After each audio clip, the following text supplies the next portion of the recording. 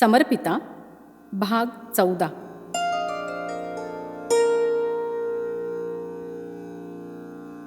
मला एवढंच वाटतं, आमची जोडी परमेश्वरानंच निर्माण केली असावी. त्या परमेश्वरचरणी एवढीच प्रार्थना. आमच्या कुटुंबासाठीच नव्हे तर जगदहिताय स्वामींना त्यानं खूप खूप आयुष्य द्यावं. माझं जीवनही मी त्यांच्या चरणी केव्हाच अर्पण केलं आहे. मला त्याचा कदापिही पश्चाताप वाटला नाही, खंतही वाटली नाही, अभिमानच वाटला आहे. भाविकांची एक मांदियाळीच आज इथं जमा झाली आहे. आज त्यांच्या मातोश्री असत्या, माझे किंवा त्यांचे वडील असते, तर ज्ञानदेवांच्या तेजानं, समर्थांच्या जिद्दीनं, तुकोबांच्या भावानं, नाथांच्या शांतीनं, स्वामींचं आणि पर्यायानं माझंही धन्य झालेलं जीवन पाहून त्यांना खूप आनंद झाला असता. स्वामींना माझे शतशः प्रणाम. त्यांचं नुसतं असणं हे मला, मुलांना, इथं येणाऱ्या भाविकांना आणि साऱ्याच पारमार्थिक विश्वाला आनंददायी आहे. स्वामीजींबरोबर सौ सरलाताईंनीही आता 70 ओलांडली आहे. तरीही दोघांचाही भरगच्च दिनक्रम आजही चालू आहे. त्या धावपळीच्या जीवनात त्या शांत आहेत, प्रसन्न आहेत, तृप्त आहेत. हे कसं साधलं या प्रश्नाचं उत्तर त्यांच्या पुढील उद्गारात आहे असं वाटतं.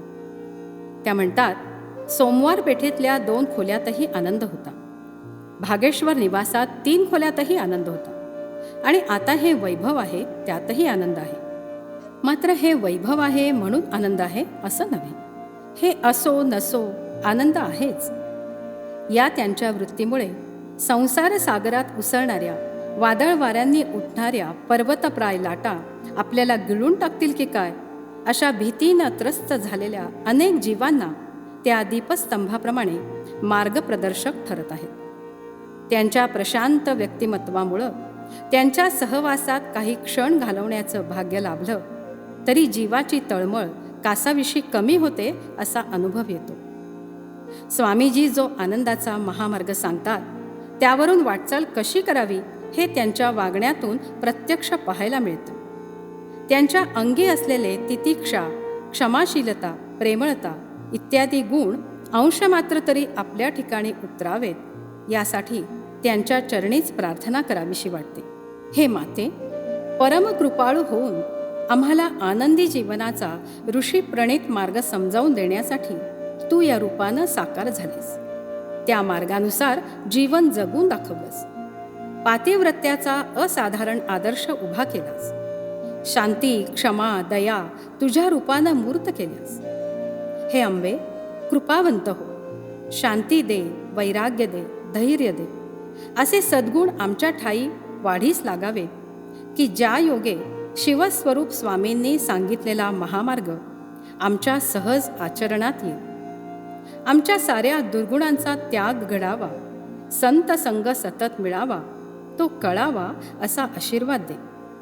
अनंत अपार परमात्म्याच्या सच्चिदानंद स्वरूपाचा वेध लागू दे. सारी कर्तव्य कर्म यथाशक्ती यथामती करीत असताना चित्त त्याच्या ठाई जडू दे. प्रेम, करुणा, दया, शांती, समाधान यांचा वास आमच्या ठाई होऊ दे. त्यासाठी आशीर्वाद दे. प्रसन्न हो आई. तुझी कल्याणमयी कृपादृष्टी प्रेमाचा वर्षाव करीत आमच्यावर मायेची पाखर घालू दे. परमशक्तिमयी या आंतरिक प्रवासासाठी सामर्थ्य दे. पूर्ण मानवी वेश परिधान करून आली असलीस तरी हे कृपामयी तुझं स्वरूप तुझ्या अंगभूत तेजामुळं लपून राहू शकत नाही. शिवाबरोबर मानवी प्रपंचाचा खेळ मांडून तुझी भूमिका तू अत्यंत उत्कृष्ट वठवली आहेस. हे नटेश्वरी, तुझ्या लीला लाघवानं झकवू नकोस. आदिमाये कृपा कर, आदिमाये कृपा कर. पाहे ज्याची दृष्टी सर्वत्र श्रीहरी, भक्त तो संसारी भाग्यवंत. रामकृष्ण हरी उच्चारी वैखरी, भक्त तो संसारी भाग्यवंत. आठवी श्रीहरी नित्य रुदंतरी, भक्त तो संसारी भाग्यवंत. स्वामी म्हणे भक्तीपाशी चारी मुक्ती, भाग्या नाही मिती भक्ताची या. स्वामी स्वरूपानंद. स्वामी माधवनाथांसमवेत अशा तऱ्हेचे भाग्यवंत भक्ताचं जीवन जगणाऱ्या मातोश्री पूजनीय सौ सरलाताई साऱ्या भाविक साधक विश्वाला आदर्शभूत असं संतृप्त जीवन जगत आहे. असं आनंदमय जीवन सगळ्यांना जगता येईल असा दिलासा देत आहे.